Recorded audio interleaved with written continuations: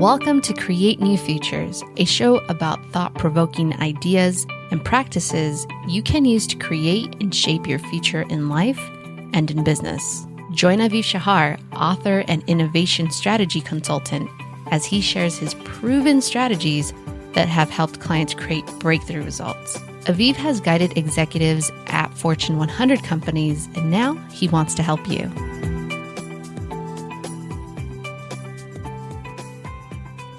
Welcome to Create New Futures, where we develop conversations with successful leaders and entrepreneurs to explore how you can create new futures for you and for your organization. This is Aviv, and today I'm speaking with Dr. Eric Holsapple.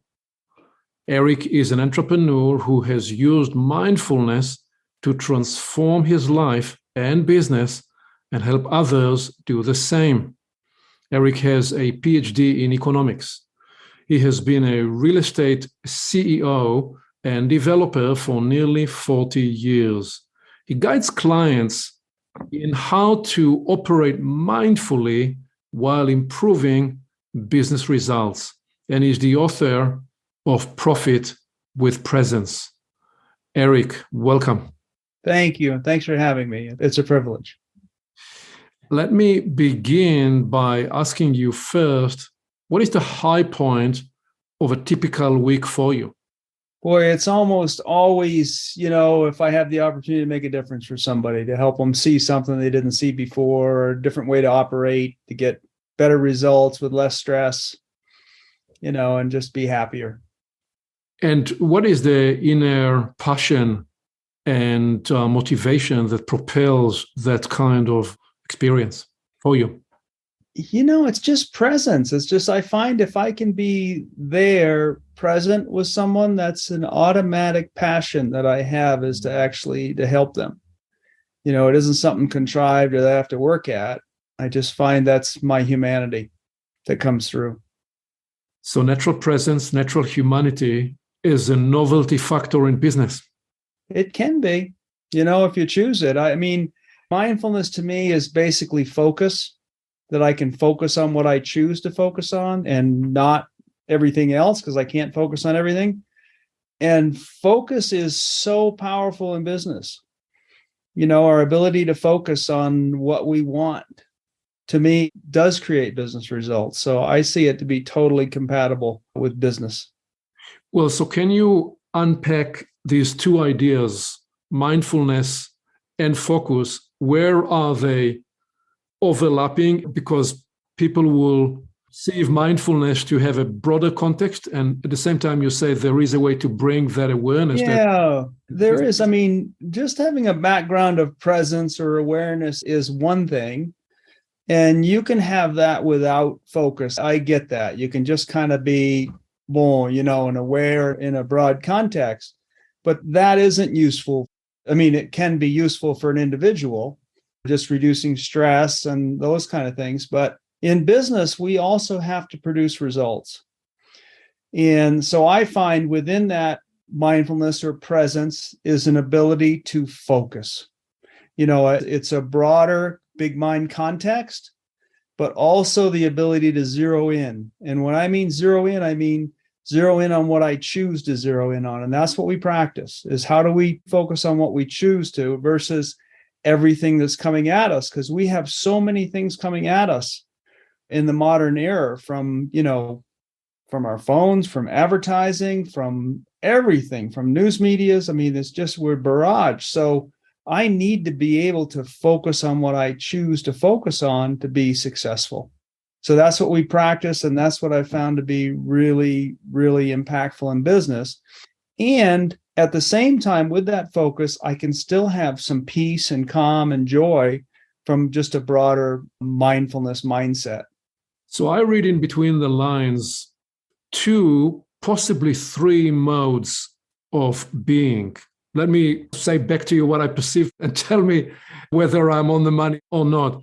First, there is more an open-ended sense of presence that's more somatic based and is not anchoring or not focusing on any particular item, and is more a sense of balance and well-being in the fact of being here at this moment in time. Mode 1.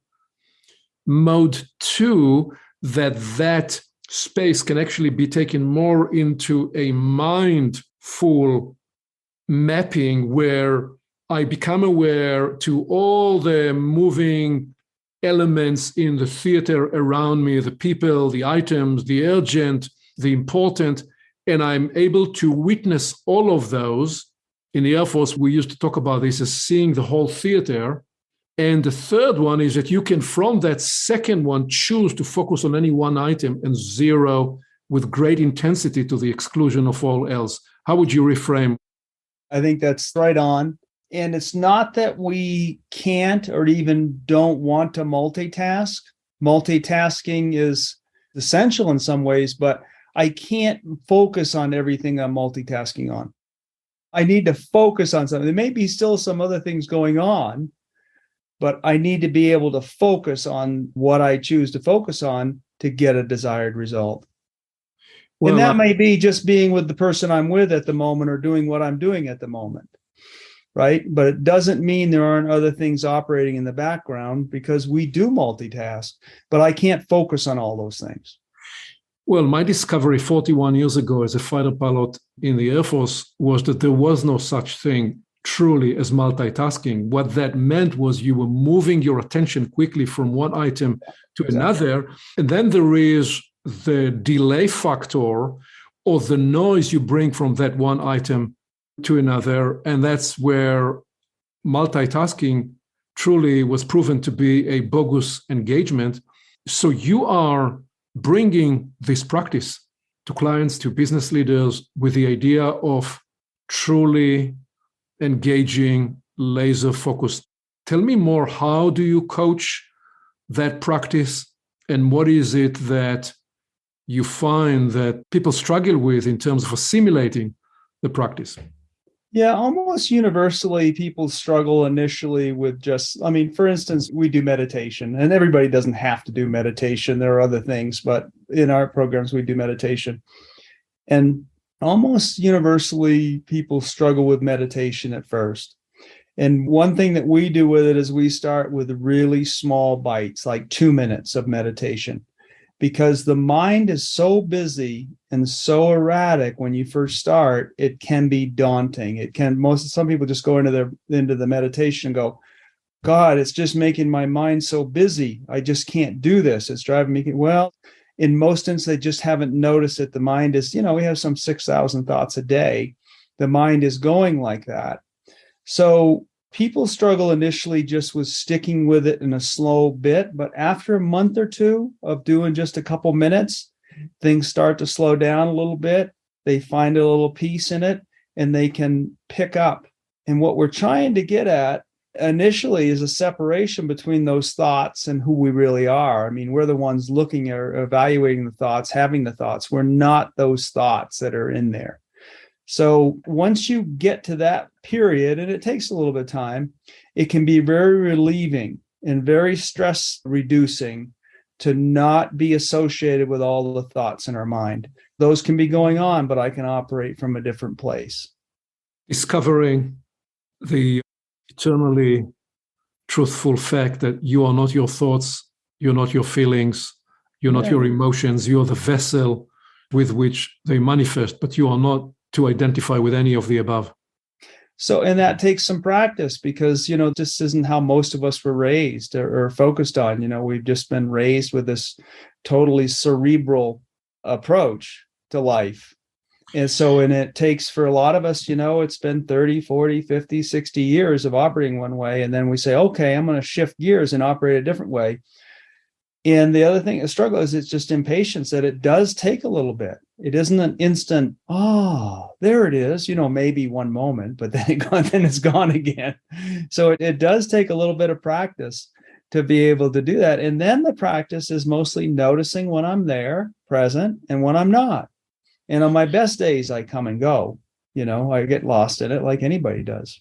You're describing a culture and ethos where, especially throughout the 20th century, you could even say earlier on, the industrial, mechanistic, scientific paradigm brought us to live very much in our own heads and not embrace the bigger picture of life. And now you're describing a conditioning whereby people are scattered in their thoughts and they actually think that they are their thoughts. That's the pathology you're trying to address.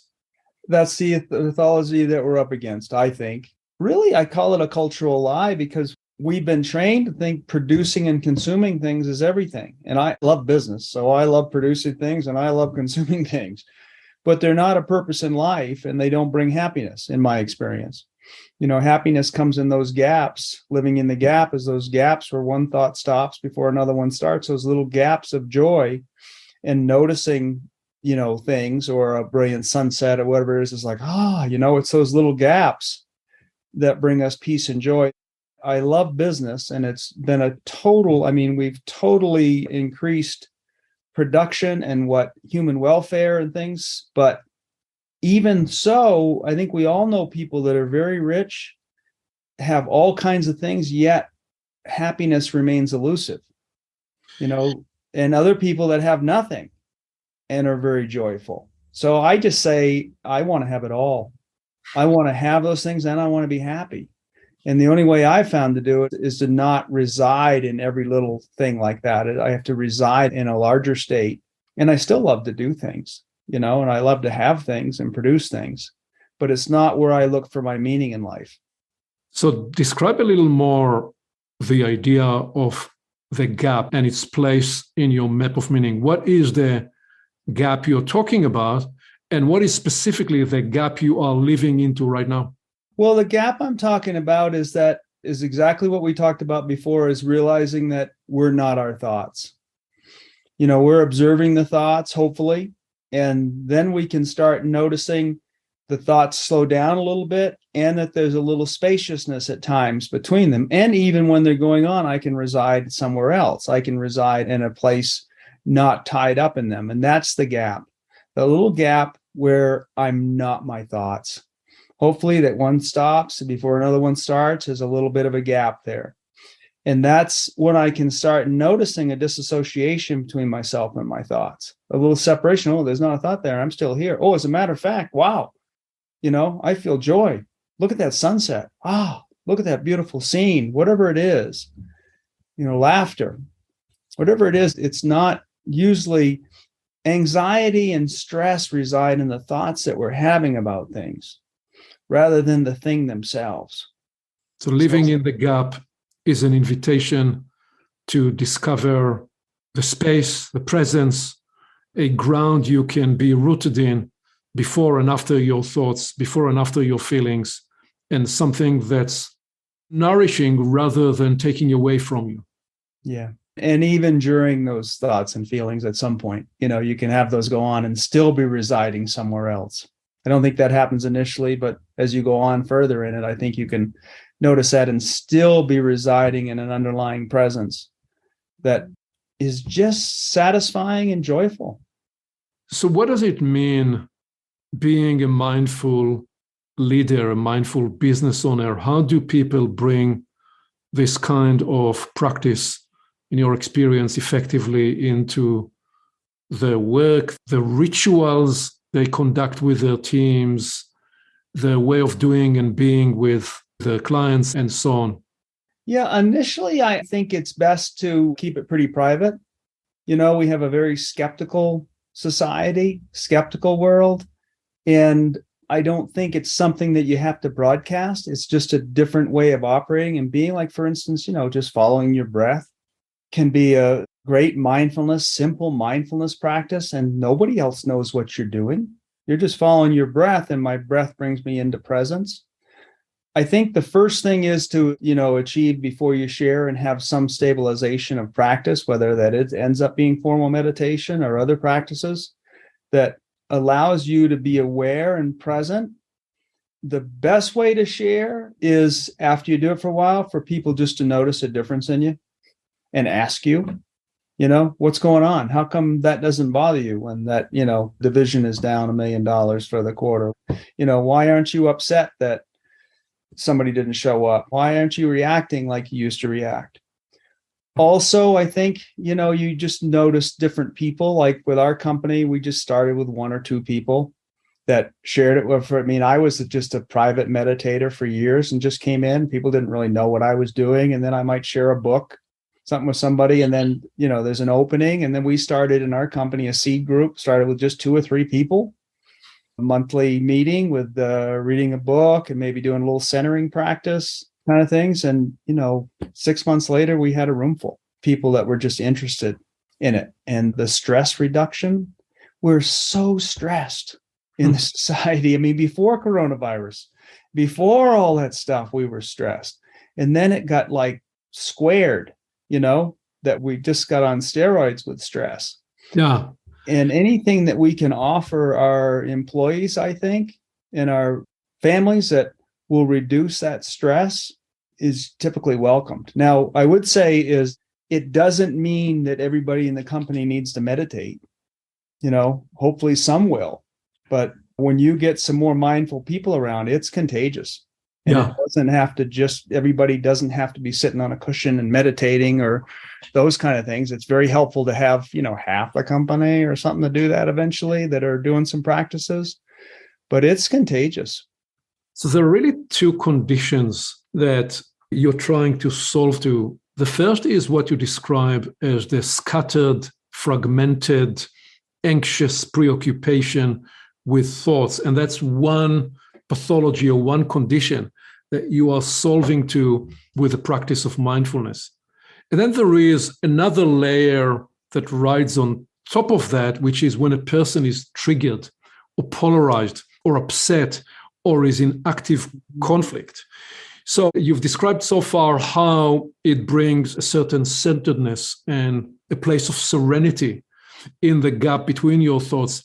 What are you learning? What are you discovering in yourself and also in the people you coach and guide in terms of the second conditioning, which is when somebody gets upset, polarized, triggered, activated?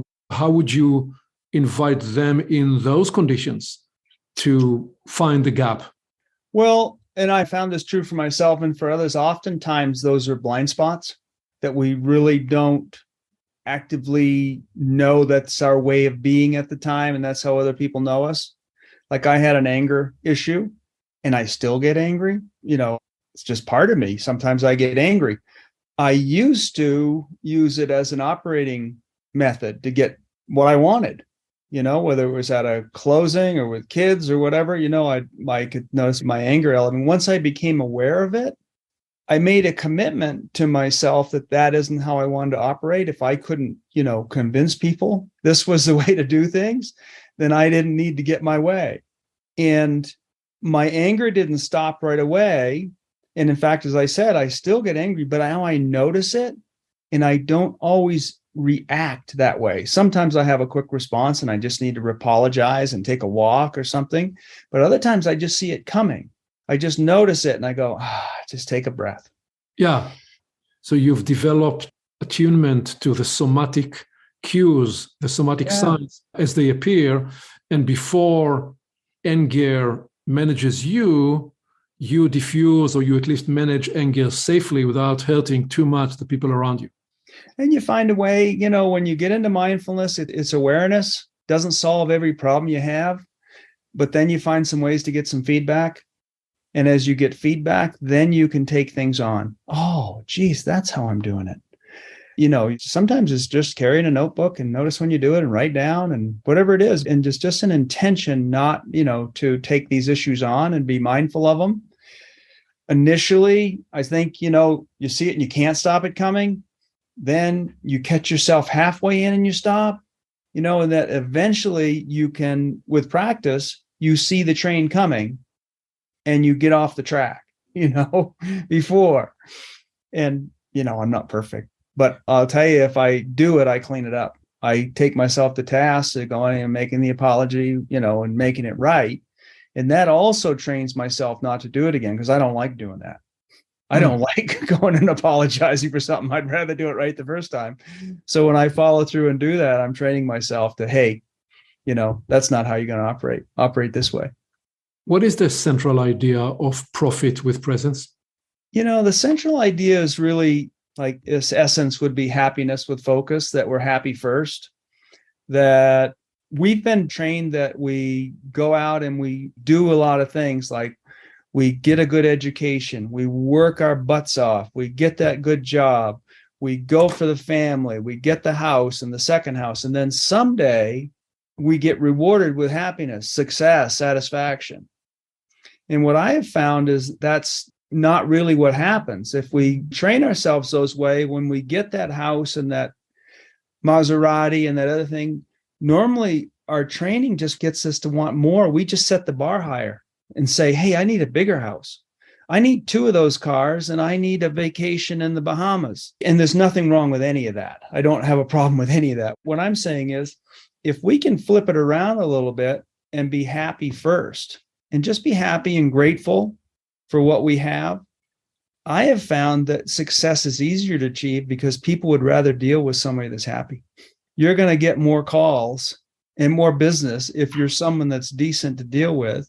And I find that you see more opportunities if you're not disappointed all the time that you didn't get exactly what you wanted. You stay more focused, more aware, and you see other things that happen. So Profit with Presence is saying, let's get our operations right. Let's be happy, and let's take these mindful, intentional actions for intentional goals that we set. I'm a goal. I believe in goals. I believe in visions, those kind of things.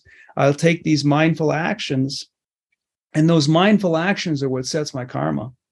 It may not be exactly what I visioned or my goal is, may even be better, And the downside is, if I don't even get exactly what I want, I was happy,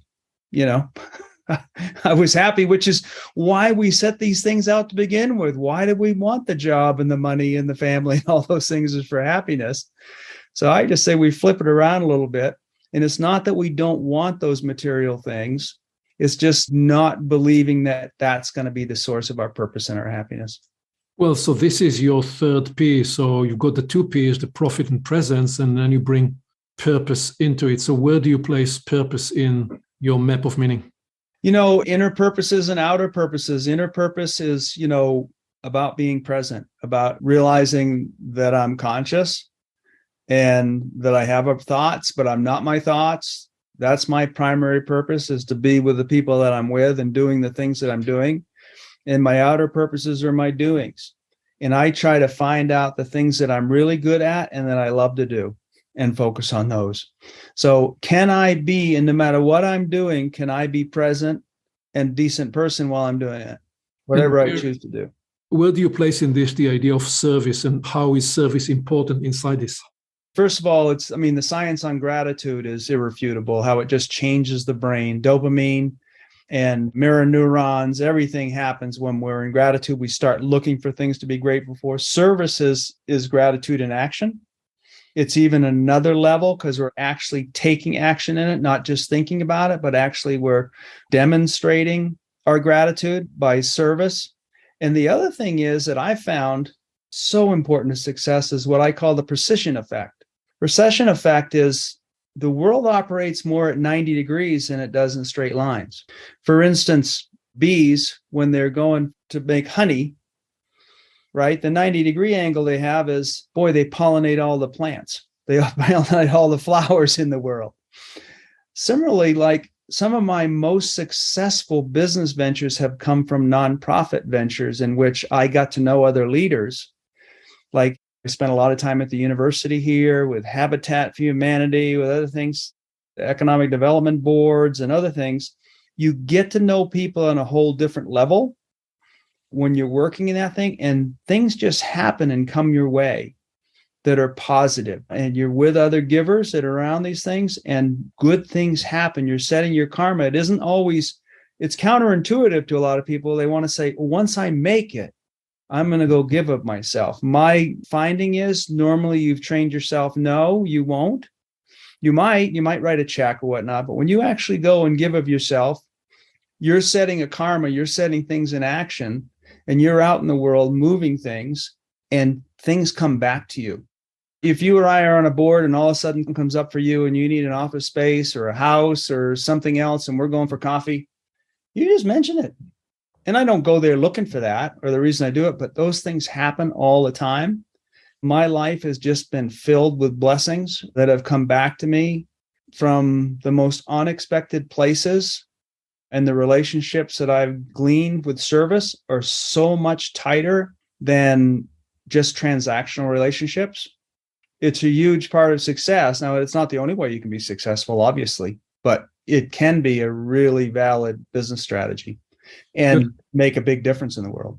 You're describing that unless you run a completely touchless application online, most business is being in the business of relationships in the first place, because even in this automated, online, virtual, remote world, we're still people doing business with people. And I have found that I'm in real estate developer, build things, and been through probably 4 major downturns. Relationships in the downturns are where you get your callbacks.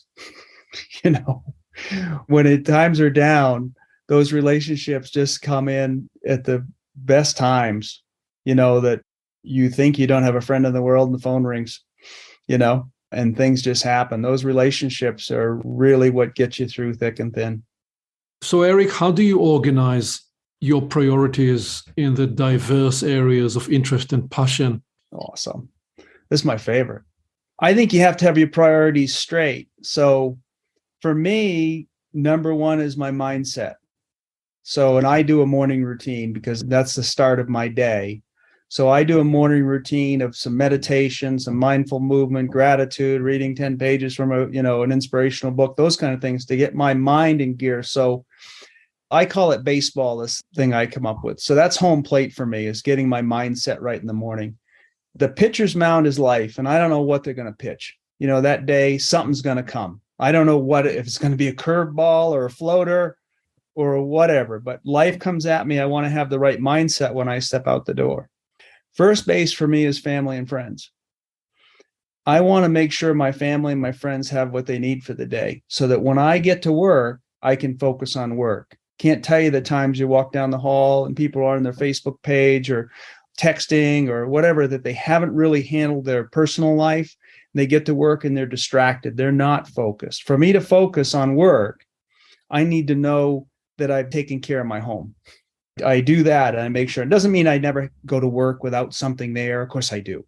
But I make sure that my family and friends have what they need for the day. So I don't want to go to second base, which is work, until I touch first. Do they have what they need? Because if I go to work, it doesn't matter. I can have the best job in the world, millions and millions. If my family's a mess, I'm a mess. It's not going to matter. I want that job to support my family, my friends, and my home life. So then I go to second base, which is work. And I want to focus 100% on work while I'm there. I'm very focused. People say I don't have time for mindfulness. Then you're not focused. Once you're focused, you get so much more done in so much shorter time and waste so much less time. If you don't believe it, just chart your time for a few weeks on your calendar and see how much time you're wasting. So I go to work and I focus on that, get my job done. And third base to me is community service. I don't go to community service until I've taken care of my home life and my work life. Then I can go out and try to save the world. But if I'm out saving the world and my family's not taken care of, or if I get fired from my job or screw that up, I'm not going to be much use to anybody. So I handle it: family, friends, business, and then community service. And I just say, if I can do all that, it's a home run. And if I can load the bases, it's a grand slam. I can do it all. Looking back at your professional journey, if you could change one thing to rescript one experience, one moment, or one choice, what would you change? What would you rescript? That's a tough one, because if I change much, I may not be with my wife of 31 years or, have the 3 brilliant kids that I have, if I changed much there. But I would say the one thing I would change was, I would have quit drinking a lot earlier than I did. I quit drinking when I was about 50, and I could have quit when I was 16, So I dragged that ball around with me a long time. And even through 10 years of trying to meditate through it and all that. And when I cut that ball and chain, let go of that, a lot of other things opened up for me. So that would be the one thing. So with all that you know today, what advice would you give your 25-year-old self? Yeah, work on mindfulness and mindset first. The other things will come into line. Get your mindset right and do what you got to do to take care of your personal space. You will take actions to be successful. If you were to lose all that you know and keep only 2 ideas or 2 practices or 2 skills, what would you keep? I would keep mindfulness, which is my key to my inner peace and to my relationships. That's the hidden bonus of mindfulness, is how much it improves your relationships. The other thing I would keep, and I don't think I could get rid of it, I wanted, it was just my work ethic. I was raised working and I love to work. I love business. I wouldn't want to get rid of that because I get so much joy from it. So as we bring this to landing, Eric, what parting wisdom would you offer to people listening to create new futures? Just to give up the story that you don't have time to be mindful. And I'm not saying everybody's got to do meditation or yoga or anything else. There's a lot of avenues to it, but find something that lets you be present, because your kids and your spouses and your workmates, they know when you're present and when you're not. You may not know it all the time, but they know it when you're not listening. So I would say to give up the story that you don't have time for it and find time for it, because your focus and your efficiency will increase so much and your happiness will increase so much. It's worth making the time for. And it does take some time and some commitment. I'm not saying it doesn't, because our society's not wired for it yet. Hopefully it will be one day, but we all need to put our shoulder in. I mean, we got a lot of problems facing the world. And I believe business is the one that's going to get us out of it in the end. It isn't going to be the politicians or the broadcasters or the news media. The business people are, in the end, are going to say, enough of this nonsense. Let's move this thing along. We can take care of the people, and have a great life. Yeah, powerful message there. And it's a curious one when you ask people to give up their story, because typically to give up a story, we need to have an alternative, new story. We find it very difficult to move from having one story to having nothing, to having a void. And you are offering a story of living into the gap, connecting with presence, and realizing the potential to be in yourself tethered to something other than the distraction and the anxiety of the moment, and recognizing that in that space you can make tremendous impact on your life, the people around you, and including clients and partners and all the various circles of people you're influencing. So thank you very much for sharing this message. It's a privilege to be able to come on and share it. So thank you so much for having me. Thank you for listening. Aviv always encourages his clients to identify the 1 or 2 ideas they can move forward into action immediately. What will you capture and apply today? You can always begin with a small action and then build momentum over time. When you move forward from an idea to action, you get immediate ROI, return on the time you invested, and return of learning. And then the learning cycle builds the success propulsion. One more thing. You can reach Aviv directly by phone and email to discover how he can help you create a new future for your business and organization. Creating your new future can begin today.